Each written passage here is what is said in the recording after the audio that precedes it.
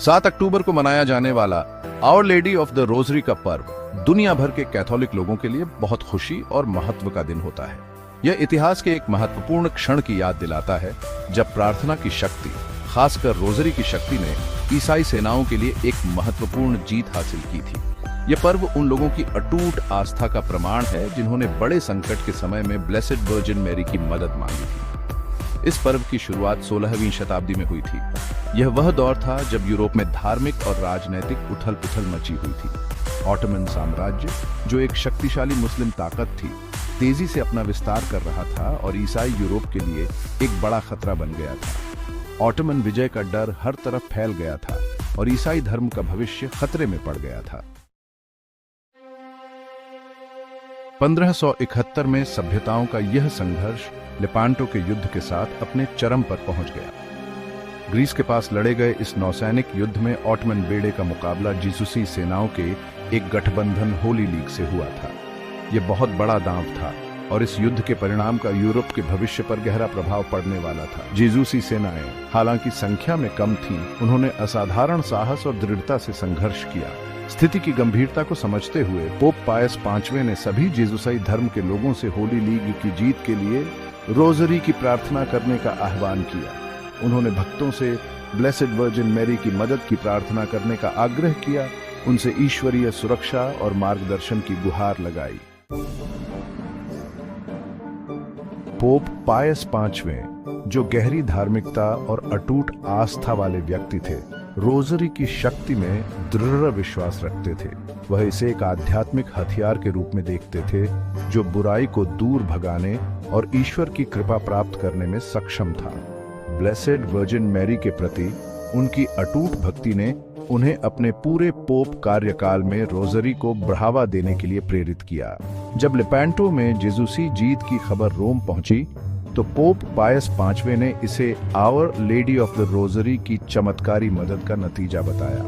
उन्होंने इस महत्वपूर्ण अवसर की याद दिलाने के लिए 7 अक्टूबर को आवर लेडी ऑफ विक्ट्री के पर्व के रूप में घोषित किया, जिसे बाद में Our Lady of the Rosary के पर्व के रूप में बदल दिया गया।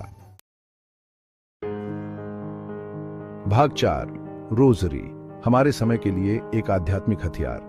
रोजरी एक चिंतनशील प्रार्थना है जो ईसा मसीह के जीवन, मृत्यु और पुनरुत्थान पर मनन करती है। सदियों से अनगिनत कैथोलिक लोगों के लिए सांत्वना और ताकत का स्रोत रही है। यह एक प्रार्थना है जो हमें मां मैरी की मदद से ईसा मसीह के करीब लाती है। 19वीं शताब्दी के अंत में पोप लियो 13वें ने रोजरी के महत्व पर और जोर दिया। उन्होंने रोजरी पर कई पत्र लिखे जिसमें उन्होंने विश्वासियों को इस शक्तिशाली प्रार्थना को अपनाने के लिए प्रोत्साहित किया।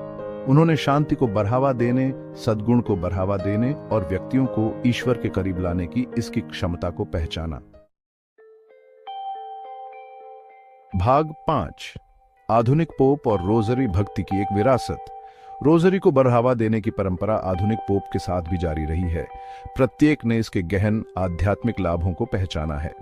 पोप संत जॉन पॉल द्वितीय, जो रोजरी के बहुत बड़े भक्त थे, अक्सर जीवन को बदलने और दुनिया में शांति लाने की इसकी शक्ति के बारे में बात करते थे। पोप बेनेडिक्ट 16वें ने अपनी शिक्षाओं में रोजरी की चिंतनशील प्रकृति पर प्रकाश डाला।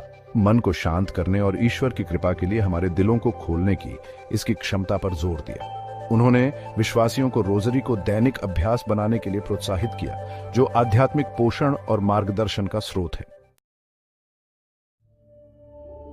भाग 6, रोजरी, शांति और पवित्रता का मार्ग। समकालीन समय में रोजरी एक शक्तिशाली और प्रासंगिक प्रार्थना बनी हुई है। यह उस दुनिया में शांति का मार्ग प्रदान करता है जो अक्सर अराजकता और अनिश्चितता से घिरी रहती है। ईसा मसीह के जीवन के रहस्यों पर ध्यान के साथ प्रार्थनाओं की लयबद्ध पुनरावृत्ति आत्मा में शांति और शांति की भावना लाती है। रोजरी केवल प्रार्थनाओं की एक श्रृंखला नहीं है, यह एक आध्यात्मिक यात्रा है जो हमें मैरी की प्रेम पूर्ण सहायता से ईसा मसीह के करीब खींचती है। यह हमारे समय के लिए एक प्रार्थना है जो आशा, सांत्वना और ईश्वर के अटूट प्रेम का वादा देती है। आइए हम रोजरी को अपनाएं, इसे अपने दैनिक जीवन का एक अभिन्न अंग बनाएं और उस गहन शांति और अनुग्रह का अनुभव करें जो यह खुले दिल से प्रार्थना करने वालों पर प्रदान करता है।